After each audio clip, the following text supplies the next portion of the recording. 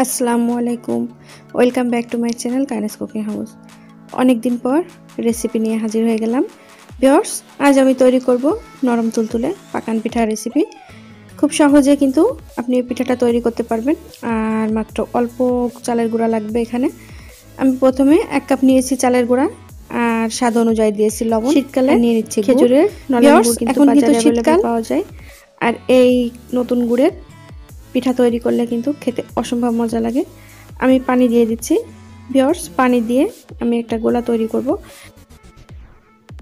পানির পরিমাণ আর চালের পরিমাণটা আমি বলে দিচ্ছি না, কারণ পিঠা যদি বেশি তৈরি করেন তাহলে সেক্ষেত্রে চালের গুঁড়ার পরিমাণ, পানির পরিমাণ বেশি লাগবে। আর যদি অল্প পিঠা তৈরি করেন, যেরকম আমি অল্প পিঠা তৈরি করব, এজন্য এখানে আমার 2 কাপ পরিমাণ চালের গুঁড়া লেগেছে, আর স্বাদ অনুযায়ী লেগেছে গুড়। লবণটাও আমি স্বাদ অনুযায়ী দিয়েছি। আর পানি হাফ কাপের থেকে একটু বেশি পরিমাণ পানি দিবেন। 1 কাপ পুরো পানি দিবেন না, তাহলে যারা নতুন পিঠা কিন্তু তৈরি করতে অনেক ঝামেলা হয়ে যাবে, পরে ওরা পরিমাপটা ঠিক করতে পারবেন না। আর প্রথমে হাফ কাপ দিয়ে একটা গোলা তৈরি করে নেবেন, নিয়ে পিঠা তৈরি করবেন। প্রথমে কিন্তু পিঠা ফুলতে চাইবে না, যারা নতুন তাদের জন্য বলে দিচ্ছি, চিন্তার কোনো কারণ নেই। 2-1টা পিঠা ভালো করে দিতে দিতে আপনার ফুলে যাবে।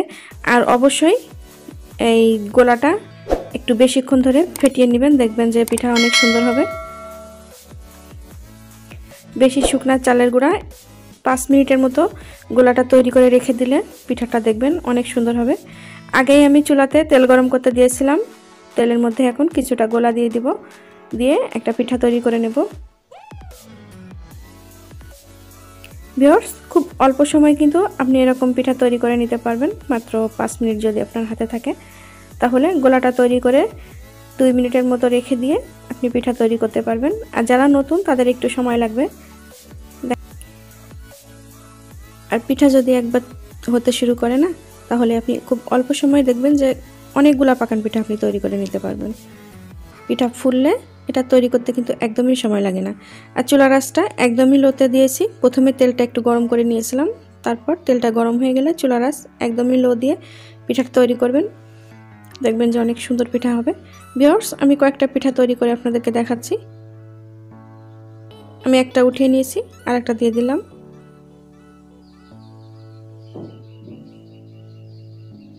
আমাদের এই রেসিপি ভালো লাগলে অবশ্যই চ্যানেলটিকে সাবস্ক্রাইব করে ছোট্ট একটা লাইক দিবেন, আর ফ্রেন্ডস অ্যান্ড ফ্যামিলির সাথে শেয়ার করবেন।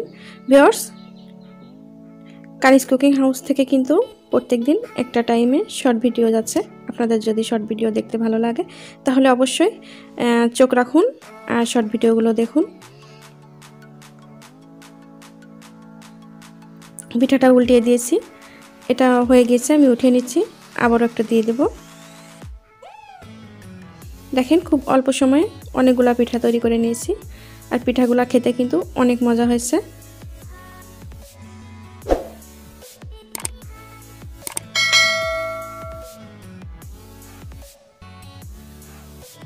তৈরি হয়ে গিয়েছে নরম তুলতুলে পাকান পিঠা রেসিপি। ভালো লাগলে লাইক, কমেন্ট, শেয়ার করবেন। সবাই ভালো থাকবেন। আল্লাহ হাফেজ।